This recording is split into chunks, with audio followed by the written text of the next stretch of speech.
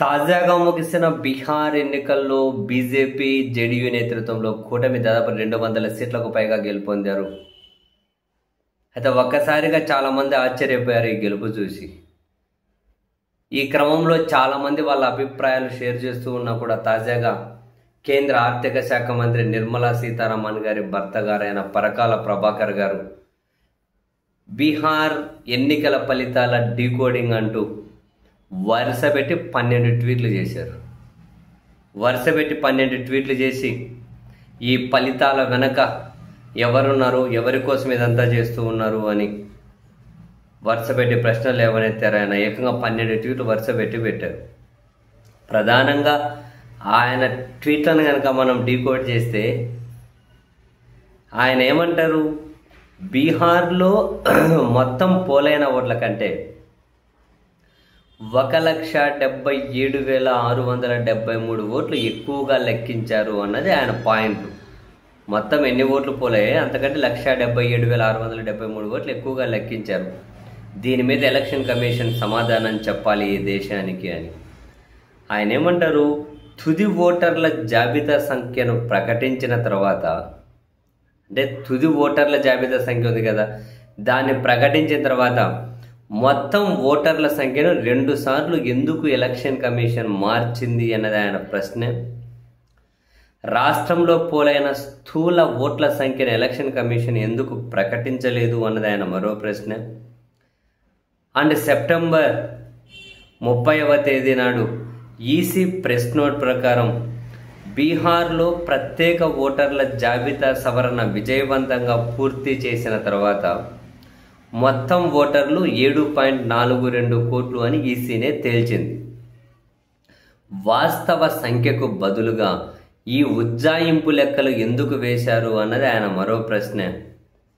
And October 6 press note ప్రకారం 1,63,619 service ఓటర్లను జోడించిన తర్వాత ఈసీ ఈ సంఖ్యను సవరించిందని, మొత్తం ఓటర్ల సంఖ్యను 7,43,55,976కు తీసుకొచ్చిందని, పోలింగ్ పూర్తయిన తర్వాత నవంబర్ 11 నాటి ప్రెస్ నోట్ ప్రకారం మొత్తం ఓటర్ల సంఖ్యను 7,45,000 చిల్లరగా పేర్కొన్నారని, చివరిగా పోలింగ్ 66.91% అని పేర్కొన్నారని, తర్వాత 12వ తేదీ మరో ప్రెస్ నోట్లో ఎలక్షన్ కమిషన్ పోలింగ్ శాతాన్ని 67.13% పెంచారు అని, 11వ తేదీ ఒక పోలింగ్ శాతం ప్రకటించారట, 12 మరో పోలింగ్ శాతం ప్రకటించారట. బీహార్లో పోలైన ఓట్ల పోలైన ఓట్ల సంఖ్య 7,45,00,000 చిల్లర్లు 67.13% అని, అంటే ఎలక్షన్ కమిషన్ చెప్పిన దాని ప్రకారమే లెక్కిస్తే 5,29,000 అవుతుందట. 5,29,880 ఓట్లు అవుతాయట.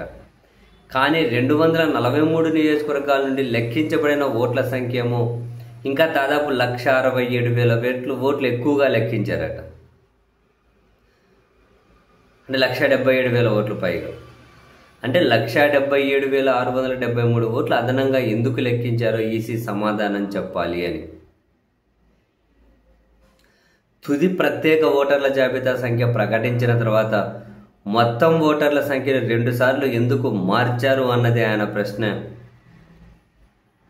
అలా వరుస పెట్టి ప్రశ్నలు అయితే ఆధారాలని డీకోడ్ అని చెప్పి 7వ ట్వీట్, 8వ ట్వీట్, 9వ ట్వీట్ అట్లా 12 ట్వీట్లు చేశారు.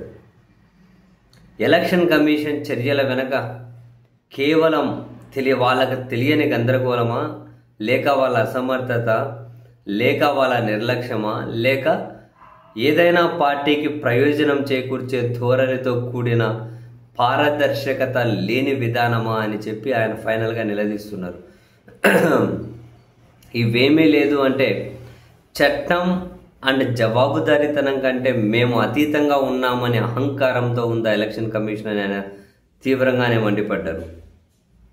ఈసీ గందరగోళం లేదా అసమర్థత లేదా అజాగ్రత్త లేదా అహంకారంతో కూడినటువంటి పారదర్శకత లేని తనం వల్ల ప్రయోజనం పొందే వ్యక్తి ఎవరైతే ఉంటారో వాళ్ళు అమాయకుల, దాని గురించి తెలియక బీహార్లో తనకు లభించిన తీర్పు నిజమైనదని ప్రజల హృదయాలను గెలుచుకున్న ఫలితమని నిజంగా భావిస్తున్నాడా అని.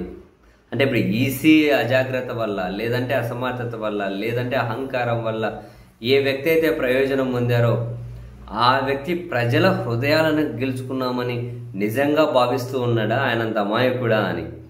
అంటే ఓవరాల్గా ఏం చెబుతున్నది ఏంది, ఇదంతా ఎలక్షన్ కమిషన్ అండ్ బీహార్లో ఎన్నికల ఫలితాల వల్ల ప్రయోజనం పొందినటువంటి వ్యక్తులు ఎవరైతే వీళ్ళందరూ కలిసి ఆడినటువంటి ఏదో ఒక గేమ్ అని ఆయన చెప్పదలుచుకున్నారు పరకాల ప్రభాకర్ గారు. వరుసగా 12 ట్వీట్లు చేశారు ఆయన.